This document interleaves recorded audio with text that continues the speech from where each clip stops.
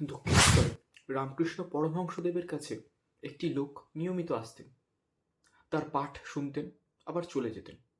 হঠাৎ করে সেই লোকটির আনাগোনা বন্ধ হয়ে গেল। একদিন নদীর তীরে ভ্রমণের সময় ঠাকুরের সাথে সেই লোকটির দেখা হলো। অথচ সেই লোকটি ঠাকুরের কাছে এলেন না, দূর থেকেই ঠাকুরকে অভিবাদন করলেন এবং চলে গেলেন। এই ঘটনাটি ঠাকুরের চারপাশে যেসব লোকেরা ছিলেন তাদের চোখে পড়ল।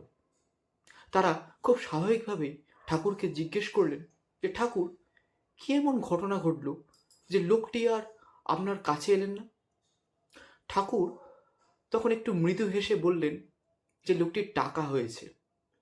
টাকা আমাদের জীবনের সকলের জন্য অত্যন্ত গুরুত্বপূর্ণ জিনিস, কিন্তু অতটাও গুরুত্বপূর্ণ জিনিস নয় যেখানে নিজের শিকড় মানুষ ভুলে যায়।